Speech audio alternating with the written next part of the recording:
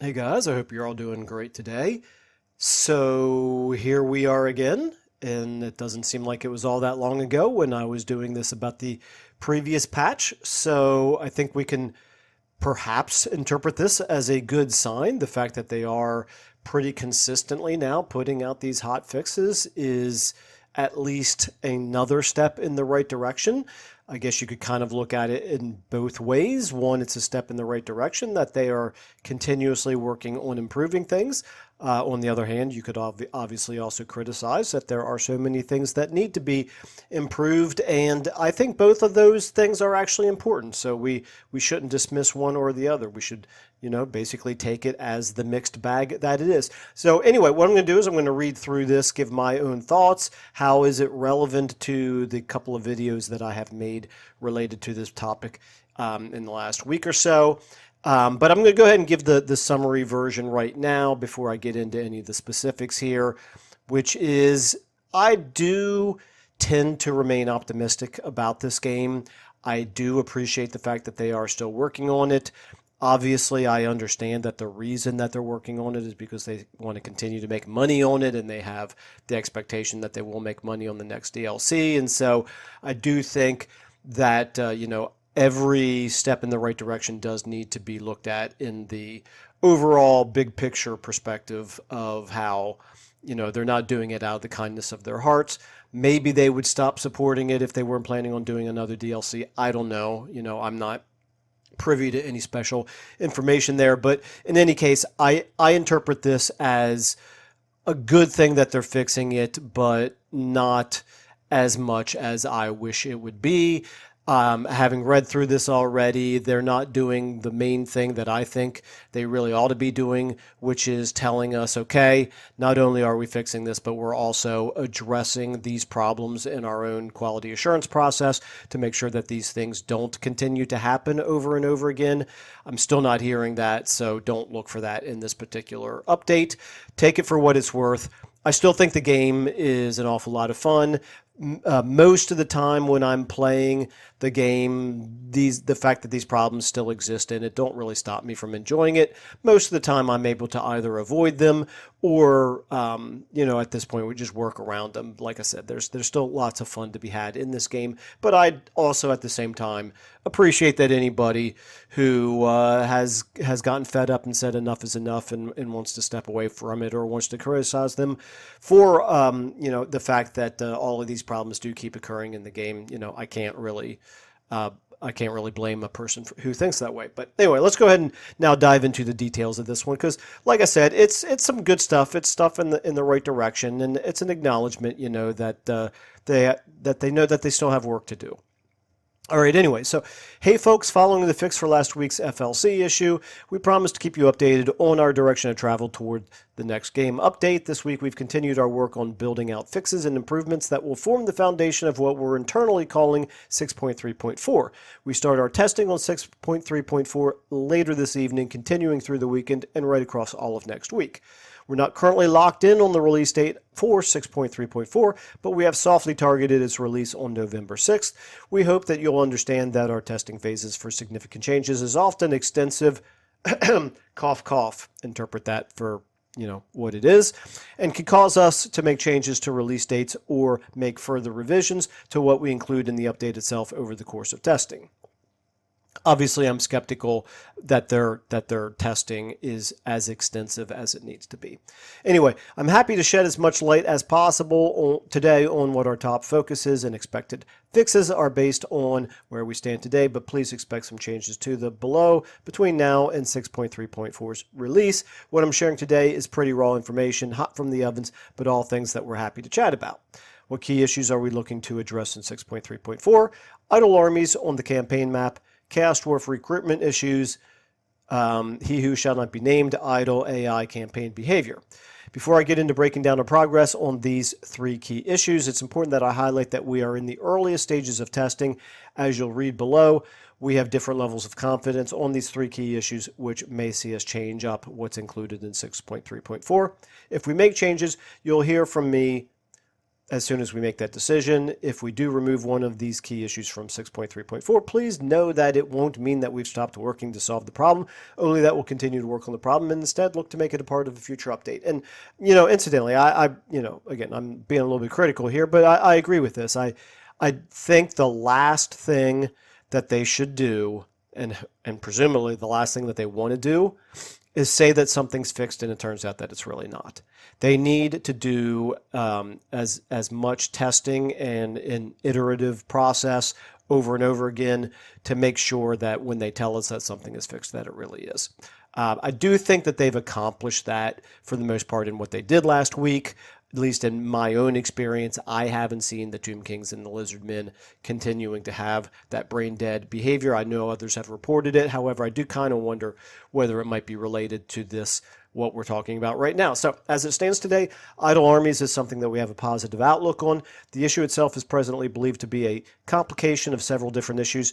Again, I don't care. I know that some of you do care, and as a former programmer myself, maybe I ought to care. I don't think they should be wasting their time explaining the specifics of what caused it. They need to fix it, and they need to tell us that they've learned from it and that it's not going to happen again. Anyway, I'm glad to hear that they have a positive outlook on it. Anyway, so if you want to see more detail about exactly what is causing the problem for them or whatever, then I will include the link to this particular blog in the description. You're welcome to read it in more detail if you want to. Anyway, in spite of the complicated web of problems that contribute towards some of these remaining campaign AI issues, we presently believe that fixing the issues detailed above will significantly reduce, though not likely entirely remove, instances of idle armies from occurring in your campaigns. It's a little unfortunate, but I'm glad that they're, managing expectations here by letting us know that it may not fix everything. Testing over this weekend and through next week will start to paint us a better picture of how effective our changes are proving.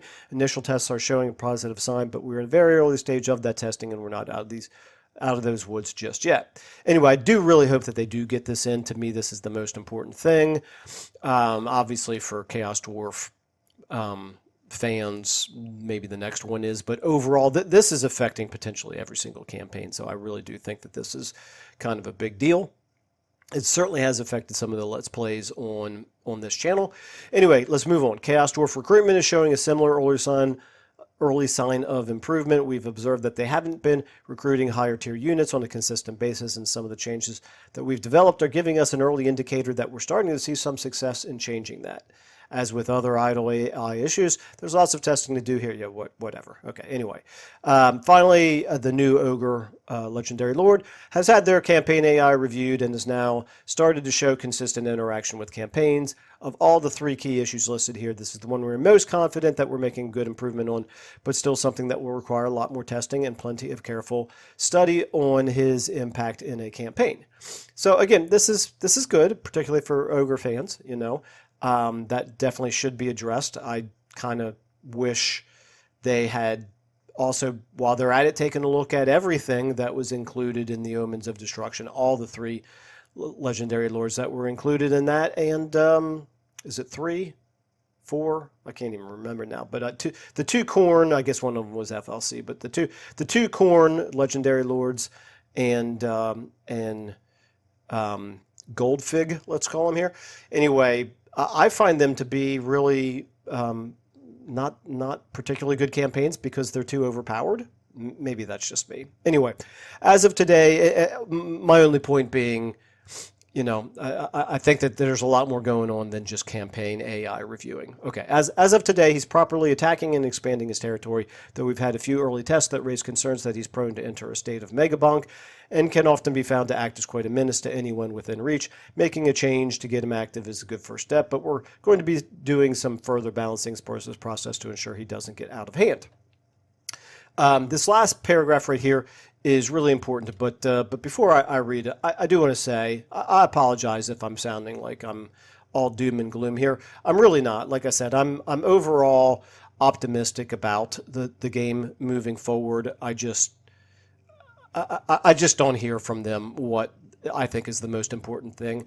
That I feel like this is almost smoke and mirrors, trying to go into the details of what exactly is going on. We're not in a position to be able to fix it. It's something they need to do themselves. And like I've said before, I think what they need to be doing is they need to be telling us why it's not going to continue to happen. All right, anyway, before I move on to chat about other fixes and improvements that we're also looking to make in 6.3.4, I'll call out right now our testing is largely focused around new campaigns, and a lot of the confidence we have today is born, that's the wrong spelling of born, anyway, from testing in this condition. We do have access to plenty of saves where these types of issues are occurring, but we currently find that the AI struggles to resolve itself away from its bad behaviors on existing campaigns where these types of problems are already present.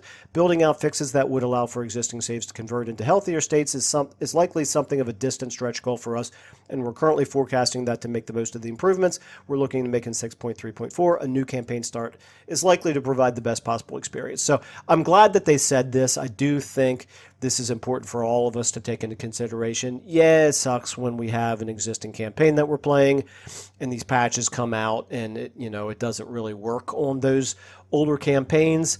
Nevertheless, it's important to manage expectations, and I think the most important focus for their time is to fix the problems make sure that they're working on campaigns moving forward rather than getting fewer problems solved, but also trying to figure out a way to make it work for existing campaigns. I know that there's limited resources. I don't think that that's something that they should be spending their time on. What else are we looking at for 6.3.4. There are a host of additional changes and fixes that we've been tracking in recent weeks, and whilst campaign AI and related issues are a high priority for us, there are other things that will also enter testing next week and possibly arrive as part of this update. Here's just a handful of those fixes, but more are in testing, and whilst minor in nature, these are changes that we're keen to make alongside 6.3.4's campaign AI focuses.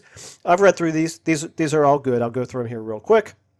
They're definitely worth mentioning. Some of them, things like, Blades of the Blood Queen now have the correct melee attack. I mean, come on. That strikes me as that should be like a 5-minute change. Fix a table. Anyway, Iron Man mode now autosaves when a mission is issued, which will protect progress in multi-stage missions, and you may see more autosaving as a result. Okay, that's good. The second level of the Word of Pain skill for Lords now gives an increased cooldown, as does the third level for the hero version. I don't really know, is that a bug fix or is that a rebalancing thing? I kind of feel like I don't know. I don't know. They probably don't really need to be focused on rebalancing right now unless something is really obvious. I'd rather them be focusing on fixes. Anyway, occupying the Oak of Ages as Warriors of Chaos now provides the correct building. If you currently own the settlement as Warriors of Chaos, it will not automatically be updated, so you will need to reoccupy after losing it to an enemy. That's definitely a good fix. Sequence of the Hardened Scales now correctly applies Unit Master Croxagores. As someone who's just started playing a Nakai campaign, that's good to see.